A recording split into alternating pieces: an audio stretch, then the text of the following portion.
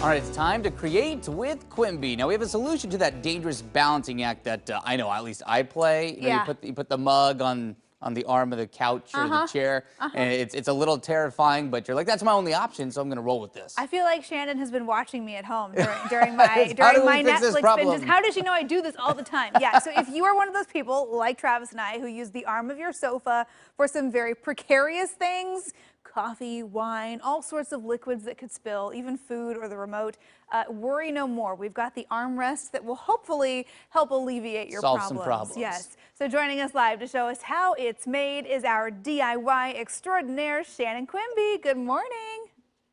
Good morning. Oh, there you go. Just enjoying your nice coffee. And can safely put it down. All the way from my living room. Safe and sound, nice and sturdy there. No, I love this idea because I have a couch with the arm that is like just wide enough that I think I can put stuff there. And I'm playing with fire, Shannon. I really shouldn't. Yeah.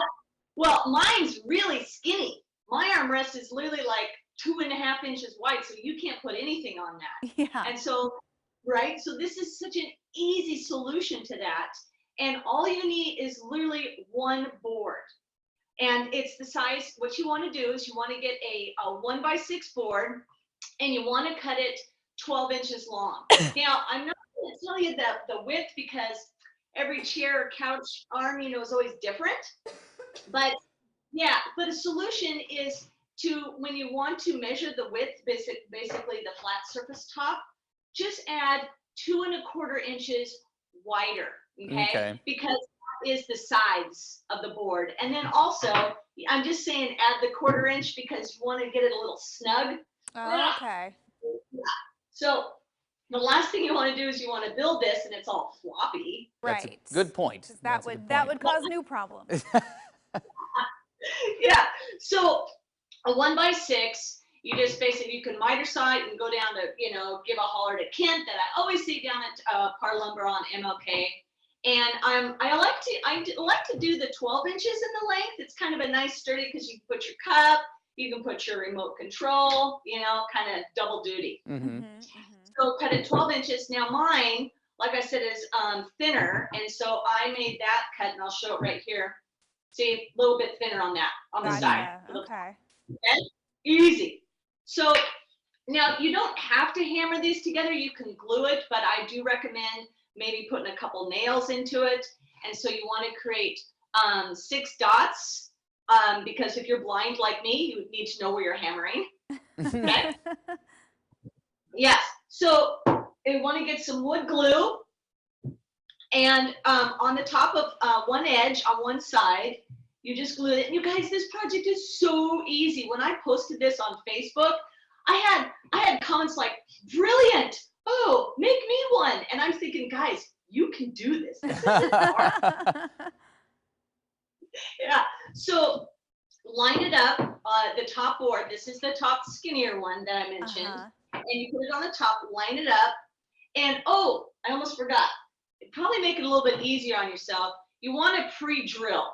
So you want to pre-drill the holes right before you hammer it in. Okay. Gotcha. Now, if you're golden like some of my really fun, good DIYers like Jenny Hansen, she would probably clamp this together, Oh yeah, and she'd get the whole workbench out. I know, right? Yeah, I do it on my living room coffee table. That's my workshop. Nothing wrong with that. That's my level. Nothing wrong, yeah. So then you hammer it together like so, and that's going to secure the pieces together, okay? Okay. So you're literally creating this 1, 2, 3 pieces. That is it. And I'll set this aside, and it basically turns out like a U. Okay? So easy. There 3 you pieces. go. Yeah. Now, once again about the great thing about DIYing, you can custom color or stain it to your decor. My dresser right next to here is this beautiful lemon color, and so I had leftover paint. I thought, well, I guess I'll just match it, and so I took the color that I already had, and you just paint over the whole thing, okay? Oh, also, I missed a step. Better sand, so after you cut, some of the edges on the wood might be a little rough. You definitely want to sand it because you don't want, if you've got your fabric or your leather, That's the Right. last thing you want to do. You don't want Yes. Be smashed. tearing through that, yeah. Yeah. That's DIY gone wrong. Yeah, not a good idea. So you guys, I mean, really easy, really simple. You want to paint the whole top, the sides, and inside. You want to get inside also, because that also then secures it a little bit. It's kind of hard to see on paint. Yeah, well, and if you're using a fresh piece of wood like this that you've just cut, you don't even need to do a primer or anything. You could just give it a couple coats and call it good.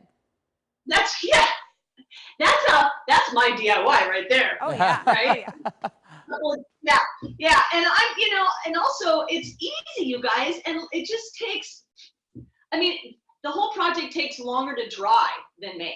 Well, there you go. That's a good way to show you that it's actually as simple as Shannon says it is. If it takes longer to dry, and then Perfect for voila, an afternoon, and then voila. you have your armrest, and you still have room for the armrest as well as to play coaster. Then you can sit back with your glass of coffee or your wine and admire your handiwork. Shannon, it's always great to see you. Yes, Go ahead. You too, guys. Oh, I was just gonna say, and you can make two because you got two armrests. This is true too. That's true too. The fun never stops. All right, Shannon, great to see you. Always useful stuff. They really are always simple ideas, but this one is one of the simplest in the best way. So always appreciate the time. We'll talk to you soon.